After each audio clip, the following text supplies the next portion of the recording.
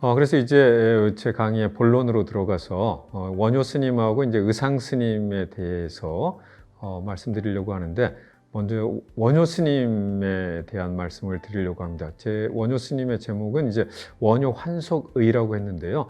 이건 이제 우리말로 하면 원효 스님이 뭐 잘 아시는 것처럼 원효 스님은 결혼을 했는데 그 환속이죠. 원효 스님이 왜 결혼했는가 하는 거를 한번 제목에 붙여봤습니다. 그거를 이야기하기 위해서 먼저 원효 스님의 그 인생을 봐야 되는데, 원효 스님의 인생, 그 삶에 대해서는 현재 크게 두 가지 전기 자료가 전하고 있습니다. 하나는 중국에서 편찬된 송고승전의 황룡사 원효전, 아마 원효 스님이 황룡사에 계셨기 때문에 황룡사 원효전의 내용이 나오고요. 또 다른 하나는 이제 우리나라에서 편찬된 삼국유사에 또 원효 스님에 대한 전기가 있습니다.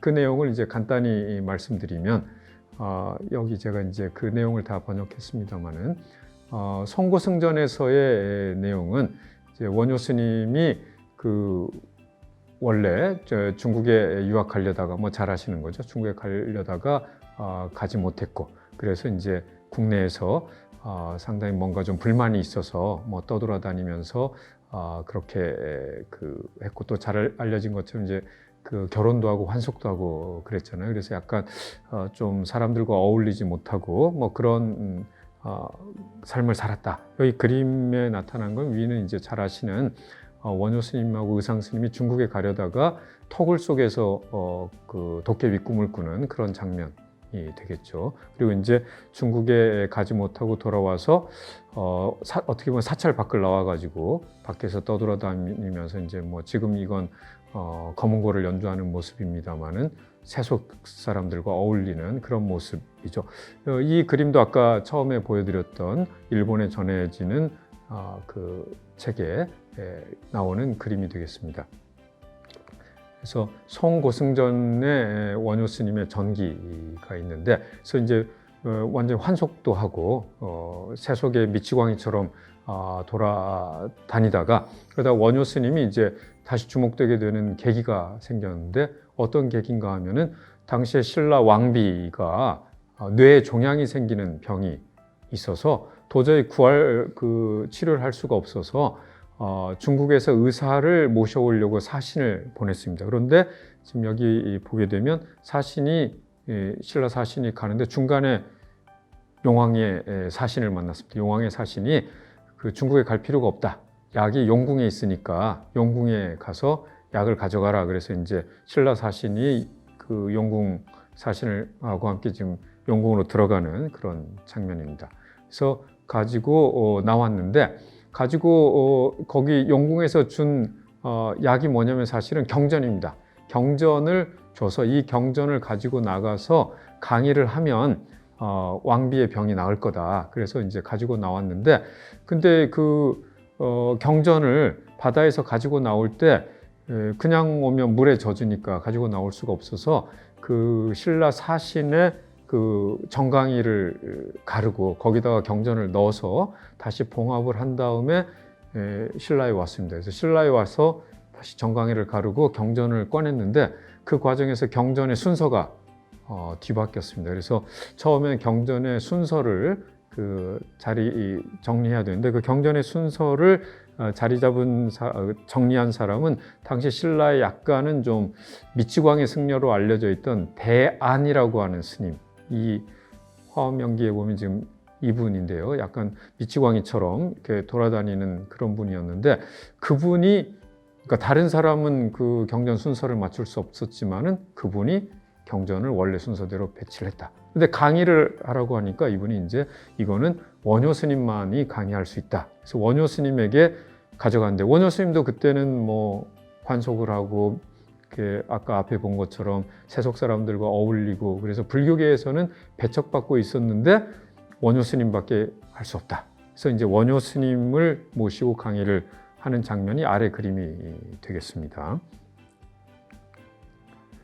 그래서 원효 스님이 그 강의를 해서 그 강의를 듣고 왕비의 병이 나왔다. 근데 그때 가져온 책은 영국에 가져온 책의 이름은 금강산매경이라고 하는 책이고 원효 스님이 그걸 강의하기 위해서 이제 그 해설서를 쓴 책 이름이 금강산매경론이라고 하는 책으로 전해지고 있습니다.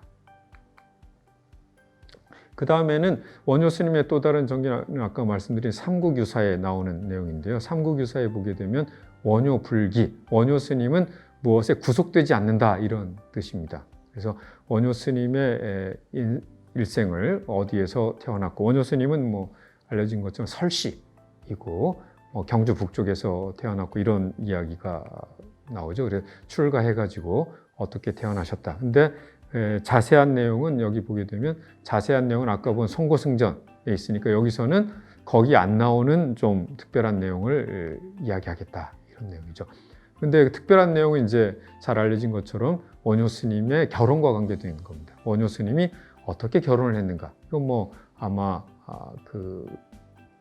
많이 들어보셨을 텐데 그 요석공주랑 결혼하는 그런 내용이죠. 제가 오늘 이야기하려고 하는 것도 원효 스님은 왜 결혼했는가? 뭐 이런 겁니다만 어쨌든 그래서 삼국유사에서는 원효 스님이 이 당시에 이제 이런 노래를 환속하기 직전이죠. 노래를 부르고 다녔다. 누가 자루 빠진 도끼를 허락하려는가? 내가 하늘 바칠 기둥을 다듬고자 한다. 그랬더니 당시 왕이었던 태종 무열왕이 듣고는 이 스님이 귀부인을 얻어서 훌륭한 아들을 낳고 싶어 한다. 그래서 이제 당시 공주였던 과부로 살고 있던 공주였던 요석공주하고 결혼을 시켜서 그 아들로 설총이 태어나서 설총이 이제 후대 훌륭한 학자가 됐다. 이런 내용이 되겠습니다. 그래서 그 뒤에 이제 원효 스님이 실계라고 하는 건 이제 환속한 거죠. 계를 입고 그래서 그 다음에 세속 사람이 되어가지고 소성거사라고 자처하면서 이제 돌아다닌 그런 내용이 이제 삼국유사에 나오죠. 그런 내용이 되겠습니다. 그래서 이제 오늘 강의의 하나의 주제가 바로 원효 스님이 그러면 왜 결혼했는가 하는 겁니다. 그러니까 원효 스님은 후대에도 이제 성사, 이거는 이미 신라 때부터 붙이던 용어입니다. 아주 성스러운 스님. 그러니까 신라의 최고의 스님으로 알려진 건데 이 최고의 스님이 왜 불교에서 계율에서 금지하는 그런 결혼을 했는가 하는 그런 거죠. 어떤 뜻이 원효 스님에게 있었는가 하는 겁니다. 원효 스님은 신라 최고의 학승이라고 하는 데 대해서는 거의 이견이 없습니다. 현재 알려진 거 보게 되면 여러 책들, 근데 현재 전해지는 것은 일부입니다만은 여러 기록에 보면 약 100여 종, 240권 정도의 거의 중요한 대승경전들에 대해서는 다 해설하는 책을 썼다. 위대한 고승임에도 불구하고 파기하고 사찰에서 나와서 생활했다. 그럼 이분이 왜 그랬겠는가 하는 겁니다. 옆에 있는 거는 이제 원효 스님의 생애를 기록한 비석인데 안타깝게도 이것이 온전하게 전하지 않고 이렇게 여러 조각이나 부분만 전해서 온전하게 날 수 없습니다. 그래서 먼저 원효 스님이 그러면 왜 환속하고 결혼을 했는가 하는 거를 좀 생각해 보려고 합니다. 먼저 생각할 수 있는 것은 나라에 큰 인재를 얻기 위해서, 즉 스님이 결혼을 하지 않으면 후계자가 없는데 원효 스님같이 위대한 사람은 아들이 있는 것이 사회적으로 좋지 않느냐. 요즘도 많은 사람들이 그렇게 생각을 하겠죠. 그래서 아까 정기에도 나왔습니다마는 원효 스님은 본인도 훌륭하지만 이 설총이라고 하는 훌륭한 학자의 아버지로서도 유명하죠. 설총은 알려진 이두를 만들었다든지 이렇게 유명한 알려진 사람입니다. 그래서 이런 식의 설명 방식이 있습니다. 원효 스님이 결혼한 것은 자기의 요즘식으로 하면 우월한 DNA를 우리 사회에 남겨서 사회에 기여하기 위한 것이 아니냐.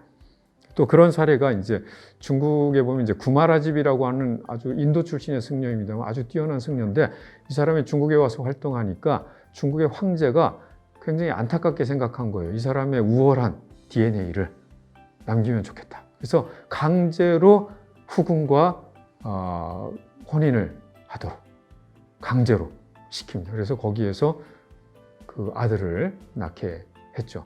또 실제로 중국이나 일본에서는 이런 왕실에 의한 승려를 강제로 환속시키는 사례들이 있고, 실제로 뛰어난 승려였다가 환속해서 재상으로 활동한 사례들도 많이 나타납니다. 뭐 그렇게 원효 스님이 결혼한 거는 나라의 인재를 배출하기 위해서가 아니냐, 뭐 이런 거겠죠. 아까 봤던 삼국유사의 그 원효 스님에 대한 내용에서도 있죠. 스님이 이런 노래를 불렀다. 누가 자루 없는 도끼를 준다면 내가 하늘을 떠받치는 기둥을 깎아낼 것이다. 그래서 이제 다른 사람은 뜻을 몰랐지만은 태종 무열왕만이 이 자루 없는 도끼는 여성을 가리키고, 즉 남편이 없는 여자. 그러면 하늘을 떠받치는 기둥은 뛰어난 아들. 이렇게 해석을 해서 아까 나온 것처럼 요석궁의 그 과부 공주하고 강제로 혼인을 시켜서 거기에서 그들 사이에 설총이라고 한 뛰어난 학자를 낳아서 신라 사회에 도움이 되었다. 이런 식의 해석이 하나가 있겠습니다. 뭐 그런 이해도 가능하지만 원효 스님이 불교 스님이라고 하는 걸 볼 때 그것은 어떻게 보면 불교 승려로서의 본분은 포기한 설명이 될 수 있는데, 과연 그렇겠는가, 좀 다른 시각에서 승려로서의 본분을 지키는 의미는 없을까, 이런 생각도 해볼 수 있는데, 이와 관련해서 조금 더 후대에 나온 설명 방식은 그 원효 스님이 결혼한 것은 그 병든 여인을 구원하기 위한 것이다. 그래서 이거는 대체로 조선시대 야사 같은 데서 많이 나오는 이야기입니다. 뭐냐면 여기에서는 아까 앞에서는 설총이라고 하는 아들의 초점이 맞춰져서 뛰어난 인재를 배출하기 위한 거다, 이런 설명인데, 이 조선시대에 오게 되면 그 설총보다는 부인인 요석공주의 초점이 맞춰집니다. 뭐냐면 요석공주가 원효 스님의 강의를 듣다가 반해서 상사병에 걸려서 죽을 병에 걸렸다. 그래서 원효 스님이 그 죽을 병에 걸린 여인을 구제하기 위해서, 즉 상사병에 걸려 식음을 전폐하고 다 죽게 되니까 스님으로서 중생 구제를 하기 위해서는 자기가 뭐 계율을 지켜서 하는 것도 중요하지만 실제 병에 걸린 사람을 구제하는 것이 낫다, 이런 마음에서 파괴를 했다. 이런 설명이 조선시대 야사 같은 데 보게 되면 많이 나옵니다. 이건 어떤 중생을 구원하는 사람으로서 원효 스님의 모습이 그려집니다. 이건 뭐 또 스님이 중생을 구제하는 마음에서 보면 그럴듯하기도 하지만, 그러나 역시 어떤 승려로서의 본분, 이런 것하고 보면 또 약간의 서로 모순되는 모습이 아닐까, 그런 생각을 하게 됩니다. 그래서 또 다른 원효 스님이 결혼한 까닭을 생각해 보면 다른 방식이 있습니다만은, 이제 제가 말씀드리려고 하는 건데, 원효 스님의 경우 원효 스님의 사상 자체가 당시에 다른 불교 스님들하고는 좀 다른 모습이 있었다. 그게 무엇인가 하면 출가라고 하는 건 이 세속을 벗어나는 거죠. 세속을 벗어난 출가자로서의 삶, 재가라고 하는 건, 재가는 이 세속에 사는 겁니다. 그래서 출가와 재가가 보통은 불교에서는 구분되죠. 그래서 스님이 되려고 하면 집을 나가서 출가해서 세속 바깥에 사는 것이고, 다른 사람들은 재가, 집에서, 세속에서 사는데, 원효 스님은 그게 아니라 진정한 불교는 그런 출가나 재가를 구분하지 않는, 그것을 불교적인 표현으로 불이라고 합니다. 둘이 아니다. 불이한 삶을 살아가는 것이야말로 진정한 불교의 모습이 아니냐라고 하는 것을 주장을 하셨습니다. 그래서 그 원효 스님, 보통 우리가 생각할 때는 재가자, 일반인 세속인으로서 사는 것과 출가자로서 사는 것, 즉 수행자로서 사는 것은 보통은 서로 대립되는 거죠. 우리가 보통은 세속에서 살지만, 그러나 수행을 하려고 하면 세속을 벗어나서 출가자가 돼서 살아야 하는데, 원효 스님은 그런 것들이 서로 대립되는 것이 사실은 공존해야 된다. 그래서 그 불이라고 하는 다르지 않다, 화합, 이런 것들을 강조하셨습니다. 물론 불교에 보통 특히 대승불교 그런 걸 강조하는 내용들이 적지 않은데, 특히 원효 스님이 그런 것을 강조했고 그런 사상을 원효 스님이 정리한 책이 신문화쟁론이라고 하는 여기서 이제 화쟁이라고 하는 말이 나오죠. 신문이라고 하는 것은 10가지 이런 뜻입니다. 10가지의 화쟁은 다툼을 조화시키는 그런 내용입니다. 10가지로 다툼을 조화시키는 글, 신문화쟁론이 되겠고 그 신문화쟁론의 그 사상을 따라가다 보면 바로 이 승려로서 출가자로서의 삶, 속인 제가자로서의 삶을 구별하는 것조차도 보통 불교는 여러 그 대립하는 것을 좋아하는 걸 강조하긴 하지만 그러나 불교 자체에서의 어떤 구별이라고 한다면 역시 세속과 출가자의 구별은 없을 수가 없는 거죠. 승려가 있고 그 승려들을 도와주고 신앙생활을 같이 하는 세속의 그것이 있는데 원효 스님은 아예 그런 근원적인 구별 자체도 벗어나려고 했고 그런 모습이 바로 거사라고 하는 겁니다. 거사는 원래는 제가자를 가리키는 용어이지만 원효 스님은 제가자로 살면서도 출가자와 똑같이 살 수 있다 또는 살아야 한다 이런 내용을 주장했고 그런 내용이 이제 신문화쟁론에서도 그런 내용이 보이고 있고 다만 안타까운 것은 현재 신문화쟁론은 안타깝게도 전체는 전하지 않고 정말 안타까운 건데요. 현재 해인사에 이 목판 2장이 전하고 있습니다. 굉장히 안타까운 건데 그러나 이 부분의 내용을 통해서도 또 일부 다른 책에 전하는 신문화쟁론의 내용을 통해서도 원효 스님이 당시의 불교계 여러 가지 서로 모순되고 대립되는 견해들을 서로 상반되는 견해들을 사실은 상반되지 않다라고 하는 그런 주장을 펼쳤던 것을 저희가 확인할 수가 있습니다. 그래서 그 신문화쟁론의 그런 내용을 실제로 우리가 그 미루어 생각할 수 있는 것이 실제 원효 스님의 경우에는 이제 결혼했다는 내용만이 나오지만 실제로 결혼했지만은 세속적 삶이 아니라 수행자로서의 삶을 사는 그런 실제 사례가 삼부규사에 전하고 있습니다.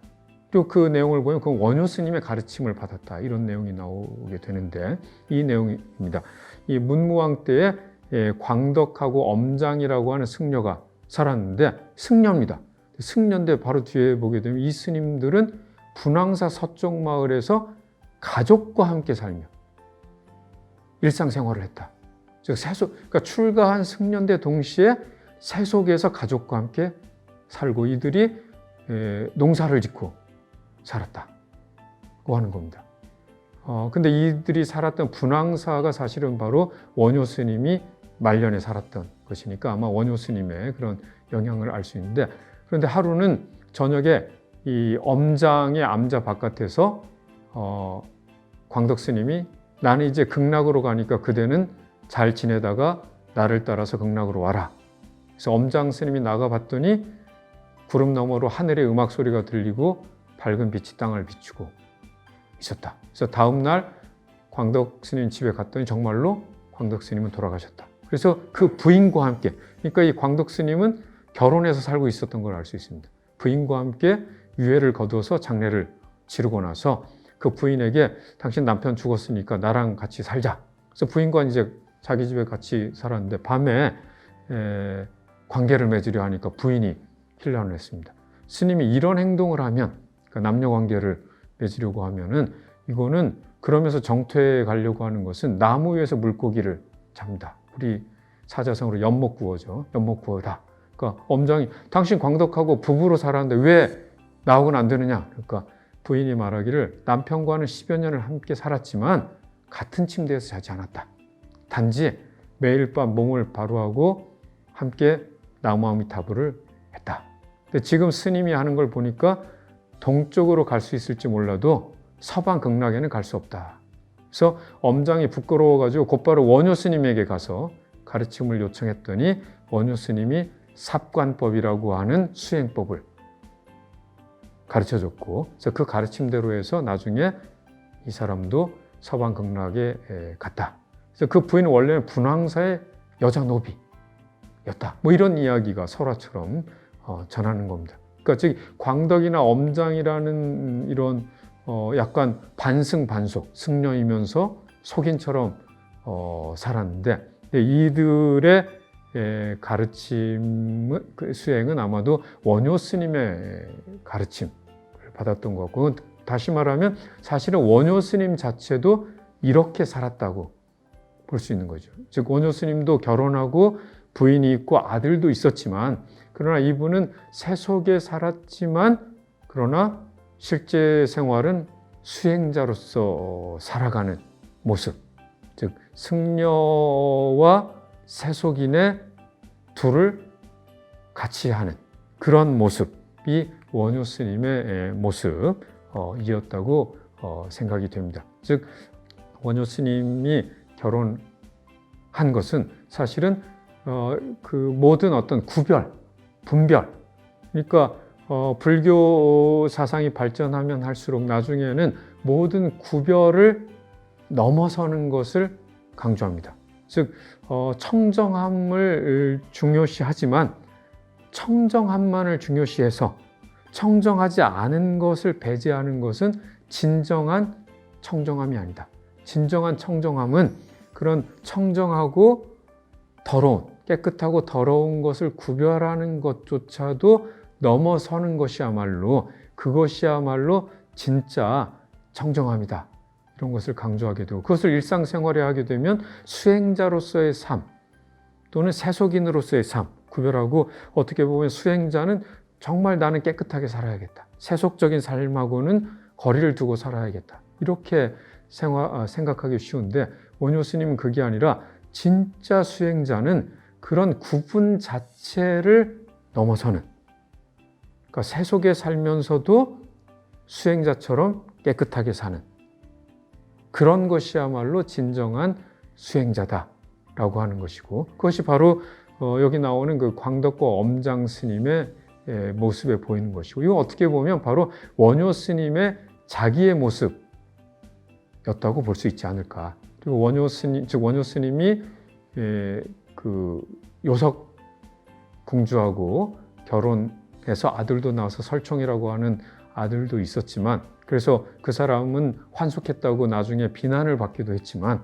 그러나 사실은 원효 스님이 자기 삶으로서 보여주고자 했던 것은 출가자로서 사는 거나 결혼하고 가족을 가지고 세속에 사는 거나 사실은 다르지 않다.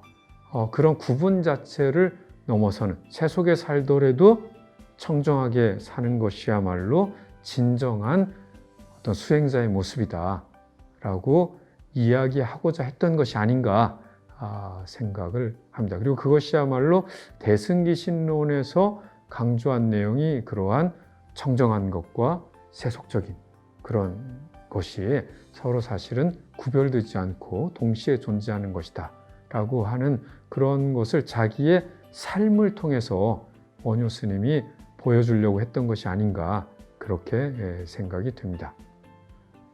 다음은 이제 원효 스님하고 대응되는 의상 스님의 가르침이나 삶에 대해서 생각해 보려고 합니다.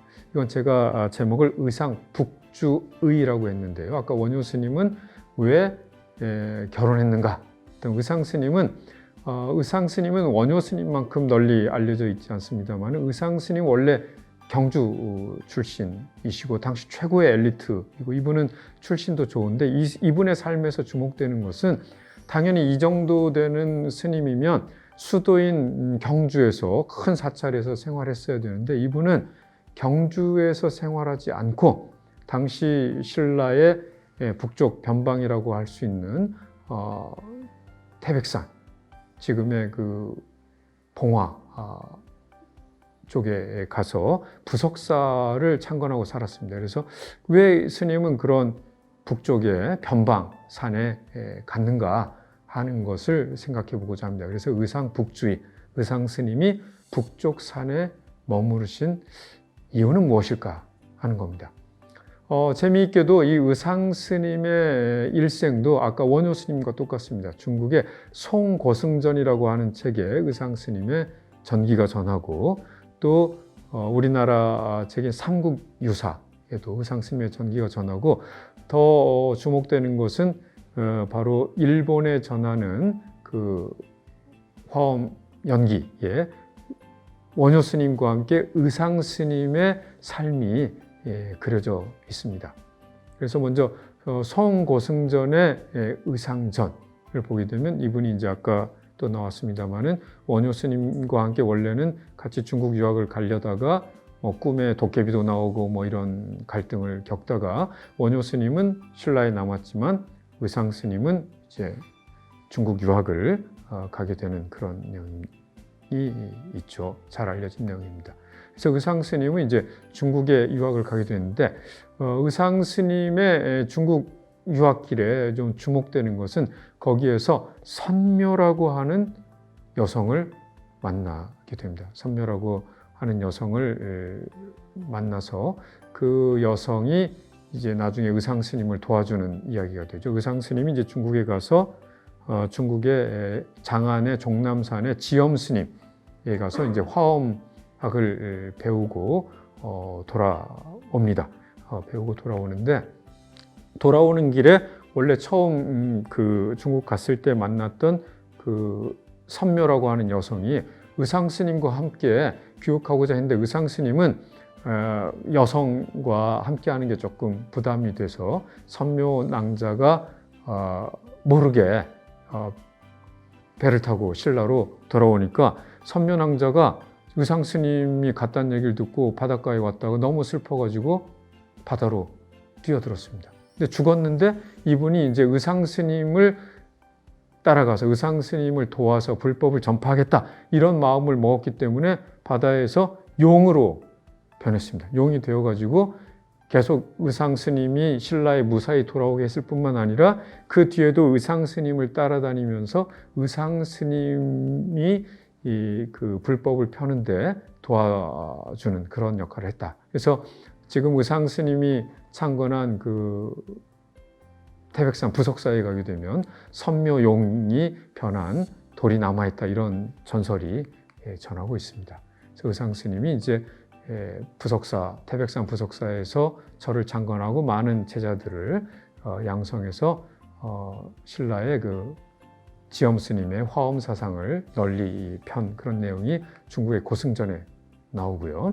역시 원효 스님과 마찬가지로 우리나라의 삼국유사에도 의상 스님의 전기가 있습니다. 그래서 여기도 보면 의상 스님이 이제 중국에 가가지고 지엄 스님을 만나서 화엄 사상을 공부하고 돌아온 그런 내용이 있습니다. 근데 돌아올 때는, 이분이 이제 돌아올 때도 어떤 사정이 있었습니다. 즉 지엄 스님이 돌아가시고 더 남아서 공부를 하고 있었는데, 당시 신라가 삼국통일 전쟁하는 과정에서 당나라하고 갈등이 있어서 그 신라의 사신이 붙잡히게 되니까 그 사신을 대신해서 당나라에서 신라 침공하는 것을 신라에 전해주는 그런 어떤 사명을 띠고 신라에 돌아와서 전했죠. 그래서 이제 같이 함께 지엄 스님 문화에서 공부하던 후배인 법장 스님하고 헤어져서 돌아왔는데, 나중에는 법장 스님이 이제 신라의 의상 스님에게 편지를 보낸 이 편지가 현재 남아 있습니다. 두 분이 같이 지엄 스님 밑에서 공부했던 그런 내용이 전하고 있죠. 그래서 이제 그 내용에 보게 되면 법장 스님이 선배인 신라 화엄법사, 즉 의상 스님에게 그 자기가 공부한 내용들을 그 책들을 전하고, 그것을 당시 중국에 유학가 있던 신라 승전 스님이 베껴가지고 와서 전해줬다, 그런 내용의 편지가 전하고 있습니다. 그래서 의상 스님은 이제 신라에서 그런 자기 스승인 지엄 스님에게 배운 화엄 사상, 또 이제 법장 스님이 보낸 그 책들을 가지고 화엄 사상을 널리 전합니다. 그런데 의상 스님은 법장 스님하고 달리 법장 스님은 많은 책을 지었습니다. 그런데 의상 스님은 책은 짓지 않고 아주 간단한, 지금 이 오른쪽에 나오는 이게 법계 도인이라고 하는 건데요. 깨달음의 세계를 210글자로 표현을 하고, 그러니까 7글자, 7원 39, 210글자로 하고, 이것들을 그런데 쭉 그 우리가 알기 쉽게 나열한 게 아니고 빙글빙글 돌아가게 나열을 약간 비밀스럽게 나열한 그 그림과 같은, 그걸 이제 보통 법계도라고 합니다. 이것이 어떤 깨달음의 세계를 그림으로 표현했다. 그래서 이제 법계도라고 표현하는데, 이 법계도와 이 법계도에 대한 간략한 해설서만을 남겼습니다. 그래서 이걸 남겨서 이걸 가지고 이제 제자들을 가르치는데, 이 법계도는 시작은 이 한가운데 이 법이라고 하는 글자에서 시작을 해서 여기에서부터 쭉 빙글빙글 돌아가다가 다 한 바퀴를 돌면 마지막에 불자로 끝나게 됩니다. 그러니까 법이라고 하는 것은 이 세상의 어떤 존재 모습, 그런데 그것이 궁극적으로는 다 부처다. 이런 내용을 아마 이야기하신 것 같습니다. 그래서 이 삼국유사에 이제 의상전교라고 하는 의상 스님이 가르침을 전했다 하는 것에 보게 되면 그 의상 스님에 관계된 여러 내용들이 전하고 있습니다.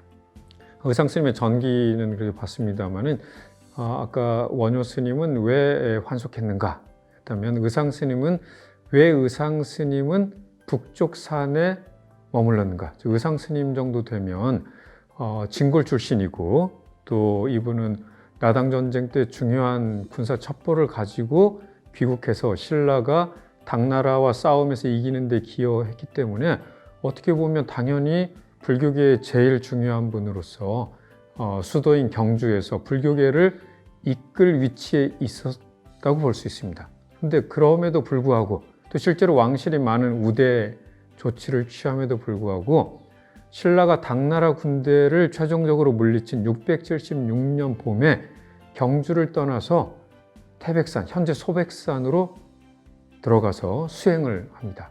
즉, 큰 사찰에서 경주의 큰 사찰에서 많은 제자들을 교육하면서 최고의 승려로 명성을 날릴 수도 있었을 텐데, 그러지 않고 소수의 제자들과 산속에서 수행해서 수행에만 전념하는 그런 모습을 보여줍니다. 그래서 왜 그랬을까라고 하는 겁니다. 그래서 아까 본 삼국유사에 보게 되면 당나라 고종이 신라를 치려고 할 때 의상 스님이 귀국해서 신라의 그런 사정을 알리고, 그래서 신라가 당나라 군대를 물리치고 어떻게 보면 영웅이 됐을 법한데, 그런 나당 전쟁이 끝나니까 경주를 떠나서 북쪽에 멀리 떨어진 태백산에 들어가서 부석사를 창건하고 제자들하고 생활을 하게 됩니다. 왜 경주를 떠나서 북쪽에 갔을까 하는 건데, 첫 번째 생각할 수 있는 것은 나라와 왕권을 수호하기 위하여서 어떤 그 애국승려의 모습, 이런 모습을 볼 수 있고, 이것이 현재 학계에서도 많이 이야기하는 전제 왕권 이데올로기로서의 화엄사상, 즉 의상 스님이 전한 화엄사상이라고 하는 것은 통일신라의 전제 왕권 이데올로기였다. 즉 화엄에서 이야기하는 일즉다 다즉일이라고 하는 것은 왕권 강화의 어떤 이론이고, 그 진골 출신의 의상 스님이 왕실의 입장을 대변하는 상당히 그런 정치적인 어용승려였기 때문에, 근데 이분이 일부러 그 멀리 태백산에 간 것은 그곳이 신라가 새로 확보한 외곽 지역이니까 왕실을 대신해서 민심을 수습해서 신라의 삼국 통일을 안정시키려고 한 것이 아닌가, 이런 식의 이해가 있습니다.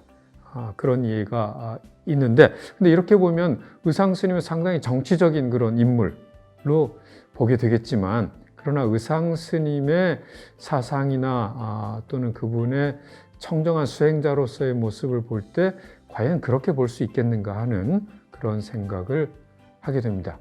구체적으로 보면 의상 스님은 실제 그분의 생애를 보게 되면 왕실을 비롯한 권력하고는 일정한 거리를 유지합니다. 그러니까 원래 진골 출신이고, 그래서 불교계를 이끌 수 있는 그런 신분이었고, 또 신라가 당나라 군대를 물리치는 데 큰 기여를 했음에도 불구하고, 그러니까 당연히 최고의 불교계의 그런 리더가 될 수 있었지만 그 자리를 거부합니다. 그리고 또 왕실에서 의상 스님이 태백산에 가서 부석사를 창건하고 제자들하고 생활을 하니까 거기에 많은 토지와 노비를 주는데 그것을 거절합니다. 거절하는 이유는 뭐냐면 불교는 평등한 가르침이기 때문에 또 청정한 가르침이기 때문에 어떤 재산이나 노비 같은 것을 받지 않아야 된다라고 거절을 하고 제자들하고 거의 공동체적인 평등한 생활을 합니다.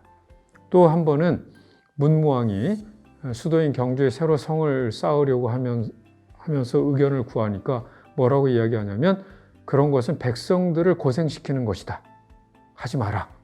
이렇게 이야기를 하니까 어떻게 보면 이분은 그런 정치적인 왕권이나 이런 것들을 높이는 그런 분으로 보기는 힘듭니다.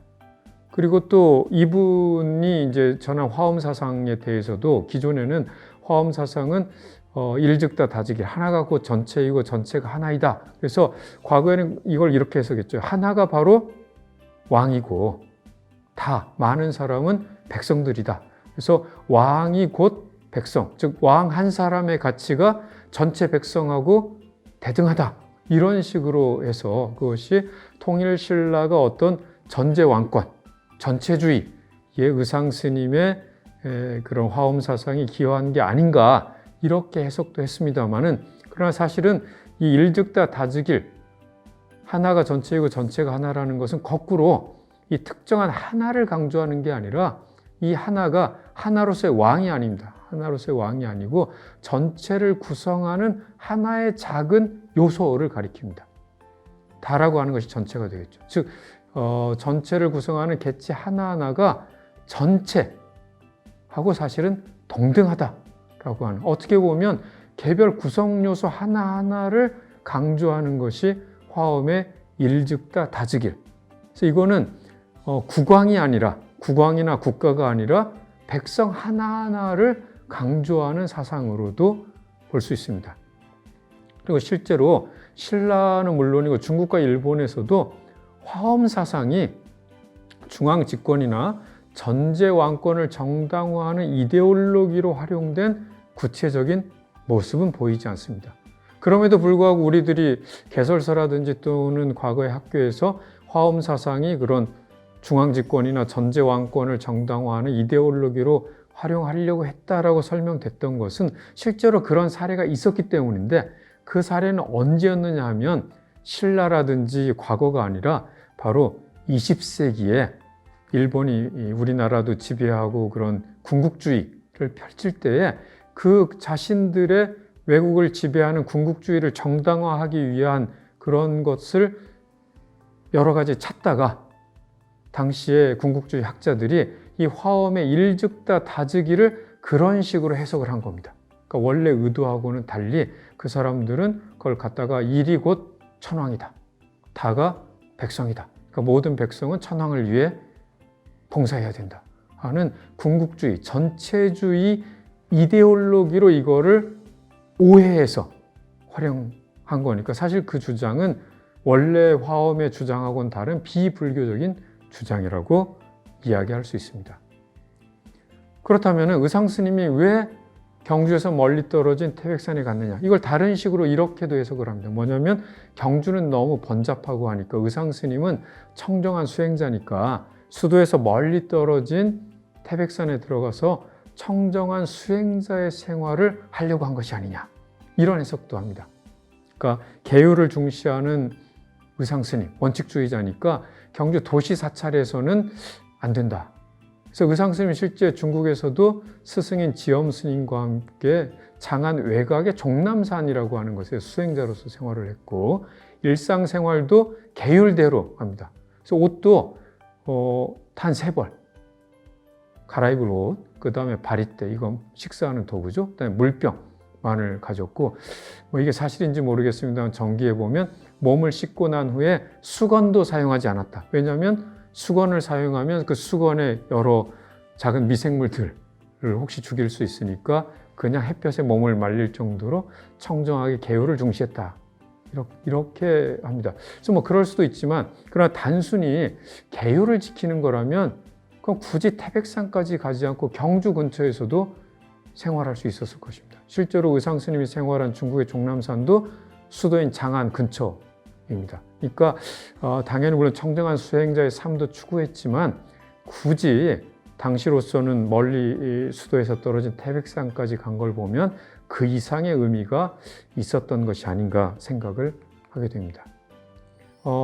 그래서 그것은 무엇인가 하게 되면 제 생각에는 청정한 생활도 중요하지만 그 이상의 어떤 이론적 논쟁에서부터 자유로운 수행 공간을 추구했던 것은 아닌가 이런 생각을 하게 됩니다. 이것은 실제 의상 스님의 삶에서 보이는데 의상 스님은 교학자로서 많은 경전을 공부하고 여러 경전에 능통했던 분입니다. 그런데 아까 전기에서도 이야기했지만 같이 지엄 스님에게 배웠던 동문 후배인 법장 스님은 많은 책을 지었습니다. 그런데 의상 스님은 거의 저술이 없습니다. 아까 본 화엄 일승법계도 하나입니다. 그리고 실제로 문도들에게도 다른 경전은 가르치지 않고 오직 화엄경만 가르칩니다. 그러면서 화엄경에 불교의 모든 가르침이 들어있기 때문에 화엄경만 공부하면 충분하다. 그러면서 이제 화엄경이 불교의 여러 경전들 중에 근본이고 다른 경전은 이 화엄경에서 비롯된 부차적인 가르침이다. 그래서 화엄경만 공부하면 된다.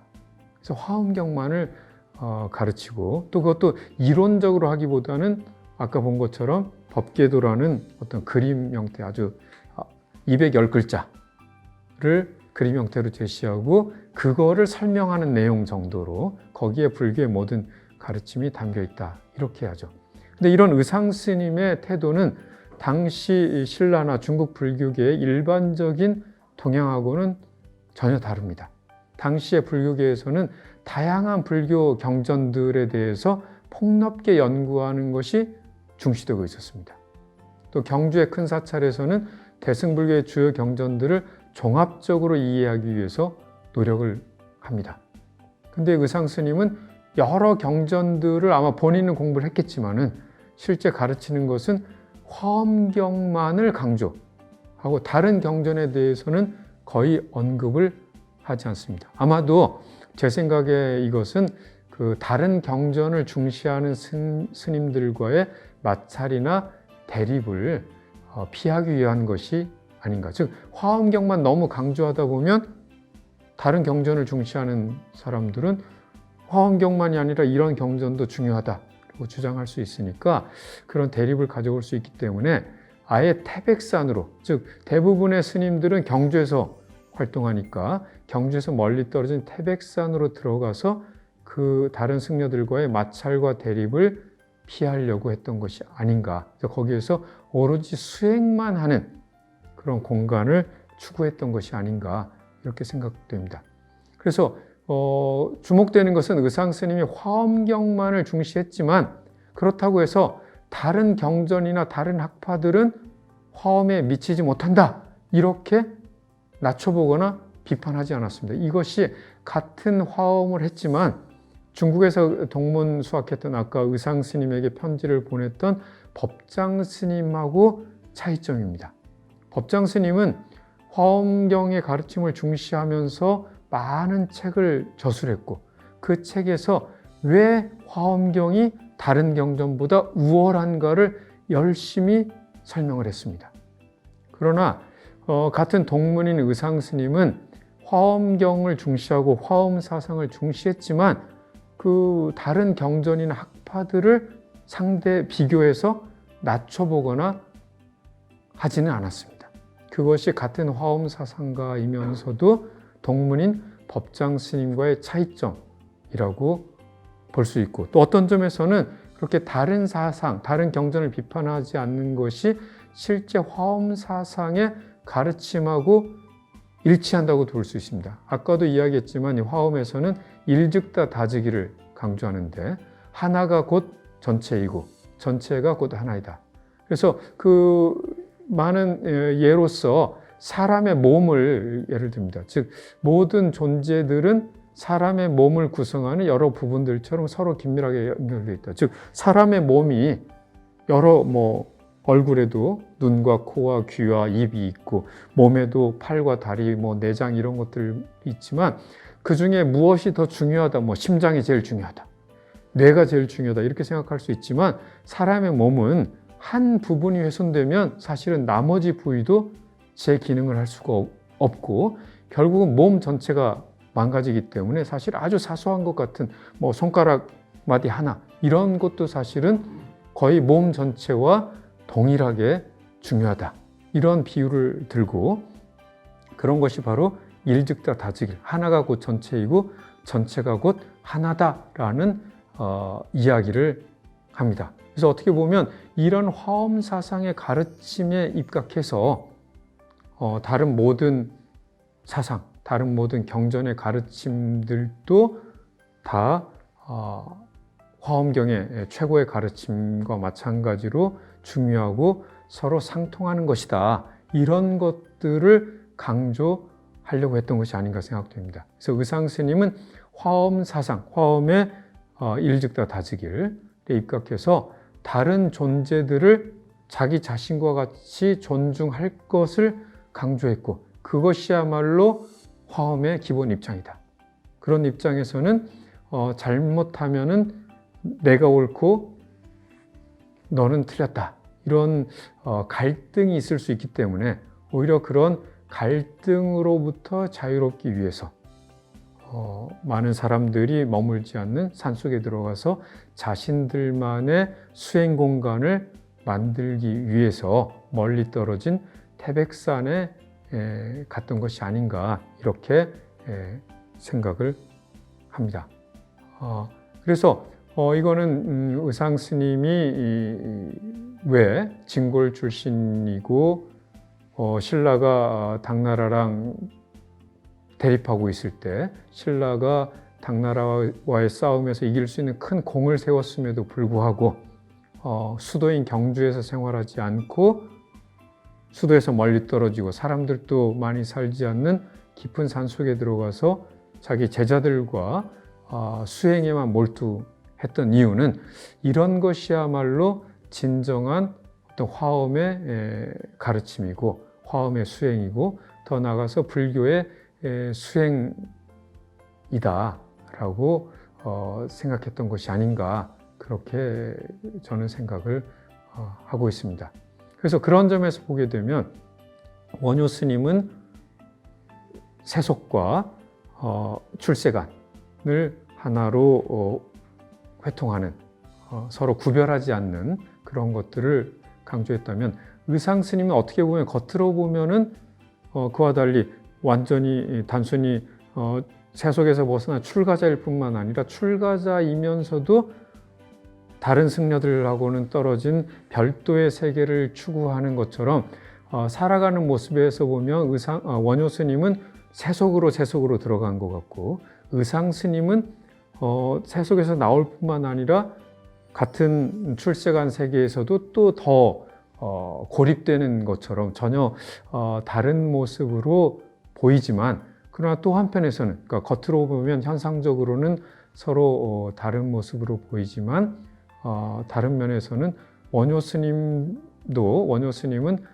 그런 출세관과 세속 세계를 구별하지 않고 전체를 아우르려고 했고 의상 스님도 바로 그런 하나가 전체이고 전체가 곧 하나라고 하는 가르침을 가지고 다른 사람들과의 갈등이나 이런 것들을 회피하면서 모두가 공존하는 그런 가르침을 적극적으로 펴려고 했다고 하는 점에서는 서로 상통하는 상응하는 모습이 있지 않은가. 그리고 그것이 어떻게 보면 시대적으로 보게 되면 삼국을 통일한 통일신라라고 하는 것이 만들어졌을 때 불교계의 그 첨단에 서 있던 원효나 의상 스님이 추구했던 것은 역시 그런 조화.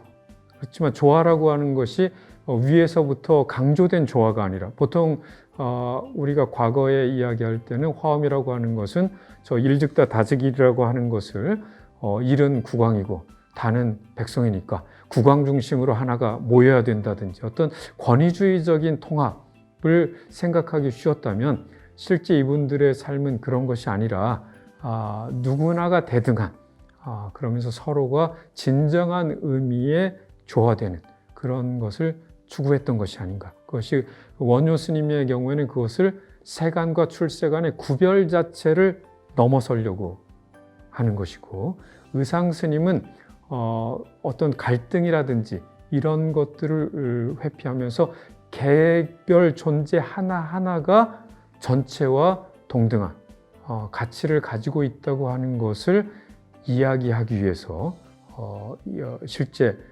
그분들의 삶에서 나타냈던 것이 아닌가. 그래서 그것이 원효 스님의 경우에는 자기가 반승반속 혹은 비승비속, 출세간도 아니고 세간도 아닌, 그러면서 동시에 출세간이면서 세간의 모습을, 세속을 떠나면서지만 세속에 살아가는 모습을 보였던 것이고, 현상적으로 보면 의상 스님은 정반대로 세속을 떠났을 뿐만 아니라 그 중에서도 더 멀리 깊은 산속으로 들어간 것 같지만, 현상적으로 보면 차이가 나지만, 그러나 의상 스님은 거기에서 서로가 대등한, 개별 존재가 대등한 존재이고, 또 잘못하면 발생할 수 있는 어떤 사상적인 차이로 인한 갈등, 다툼, 이런 것들조차도 피하려고 했다고 하는 점에서는 이분들이 차이점과 함께 공통된 모습이